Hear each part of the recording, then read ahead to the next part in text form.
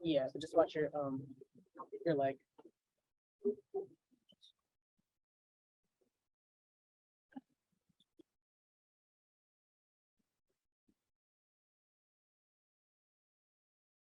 Start out with Breanna. Go ahead and pick the number.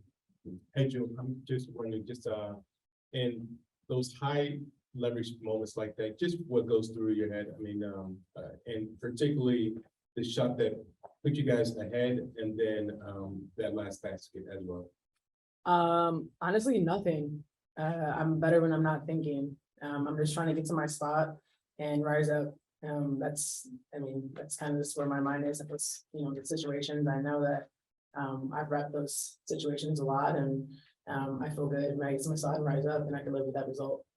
And then just, it really wasn't only your offense, but your defense against Chelsea. Just what things were you trying to do, and what things were you able to do?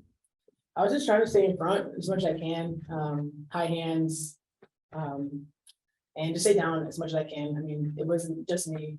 It was a team effort for sure, communicating from our post players, what we do on teams, things like that, but just trying to stay down and just be as active as I could.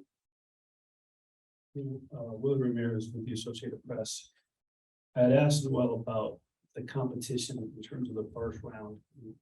You ladies played against Washington, they played against Phoenix. She happened to mention that she felt you sort of grew up in that series. You sort of just came about in that series. What did that series mean to you? How did that sort of get you the calluses that you needed for this series against the #1 seed? Every series is definitely different. I think in general, I've grown up this year. I mean, this is my 8th season. I should be, growing as a player, as a person. I feel like I've been doing that this year, and it helps when you have really good teammates. It helps because they give you confidence, and you believe in them, they believe in you. But I think that's the biggest thing for us. I think we talked about it before, is that each of us have to stay confident in what we do and what we can bring to the team, and that's been the key for us.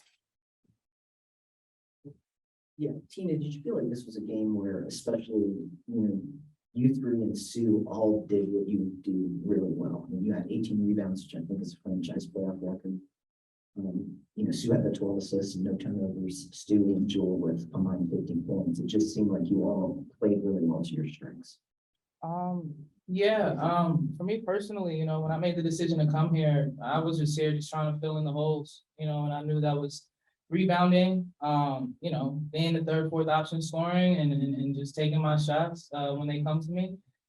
So for me, coming into this game, the thing I knew I could control was just being on the boards, and watching their tendencies, when they box out, and me just watching clips. So for me, I definitely took it personal coming into this game, just to try to be on the board, start early outlets, get second chance opportunities. I know those are always key come playoff time. Chris Wynn, KDW on Radio Las Vegas. Tina, obviously you've been known as an offensive player throughout your career. That's a tremendous part of your game. But talk about defensively what you and your front court mates were able to do against, obviously, an MVP caliber player down low for Vegas today. Yeah, you just want to, those type of players, great players, you just want to try to make it as hard as you can for them. That's all you want to do. Just try to make it as hard as you can. Just try to throw different things at them. Stewie had AJ, I had AJ at times. Whoever came in, Rupert, you got to respect her at the 3 line. When it comes to Chelsea Gray, she's great. Once she gets that shot up, fading away, and just trying to make it as tough as you can. So again, like you're saying, it wasn't just an individual effort. It was all of us sitting here and our mates that are back in the locker room. So it was definitely collective. Take some questions from Zoom. Jeff Brown, kicks off. Jeff. Yeah, first question for Stewie. Just in the first series, Washington in game 1 kind of controlled most of that game, but they weren't able to get the job done. They weren't able to steal that game. You guys were. And just talk about being able to steal game 1 on the road and what you can still do to improve in game 2. First off, I don't think we're even thinking about the last series. So whatever happened in those games are done and over with. But we knew that this was going to be tough. These games against Vegas have been tough all regular season and previous seasons.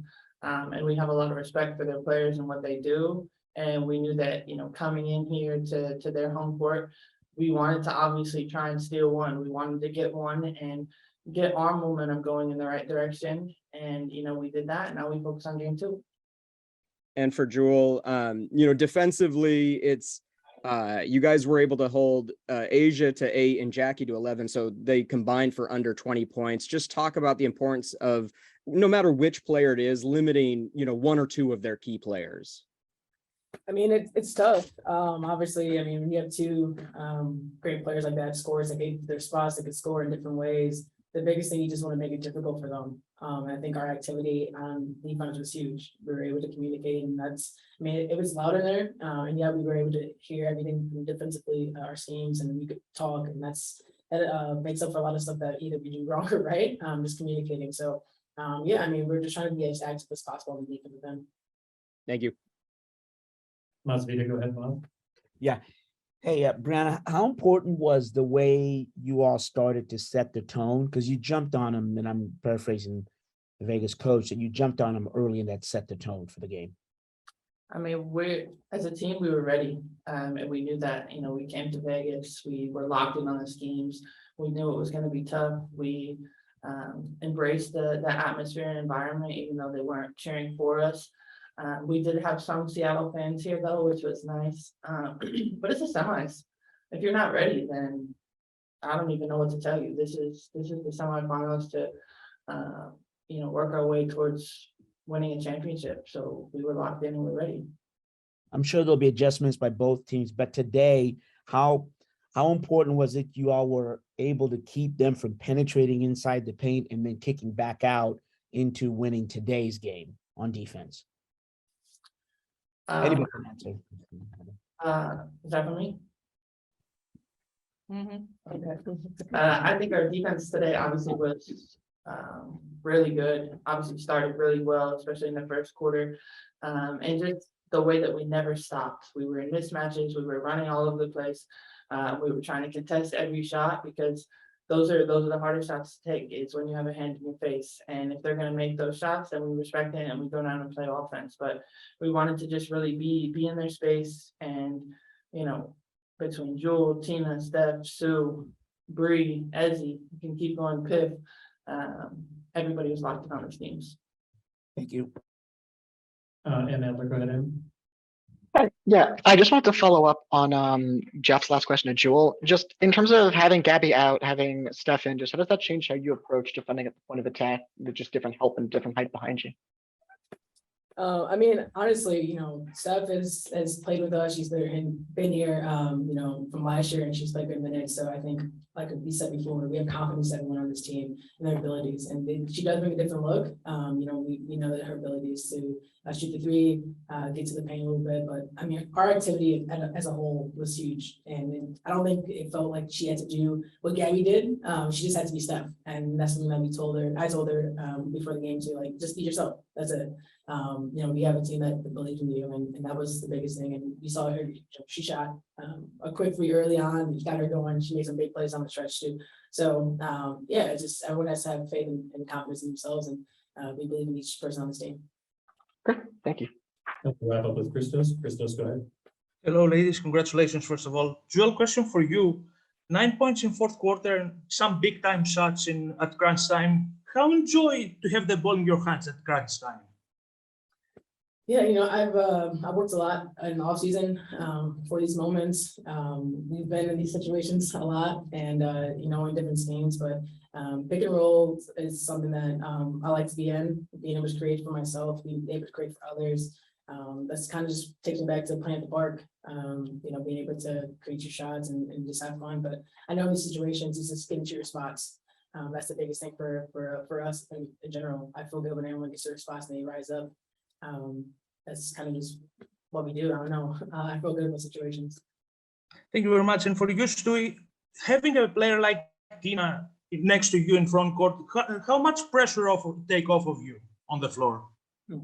Having Tina be on our team, and especially for me as opposed to in general, is huge, because every team has to guard her. She's a 3-level threat. She's able to score all over the court. So when she's also getting those double teams, there's so much opening up for the rest of our team. And then you guys see the way that she crashed the boards tonight. Franchise playoff record. It just goes to show that she never stops. You know, she's always working, whether, you know, she's shooting it, rebounding it, whatever the case is, she's gonna try and get the ball and help us in any way possible. Thank you very much. Thank you very much. That was a good answer. Thanks a lot, ladies. WNBA Playoffs 22 presented by Google returns to Google Ultra Arena on Wednesday for 7 p.m. Pacific time tip. Game 2 of the semifinal series between the Seattle Storm and the Las Vegas Aces.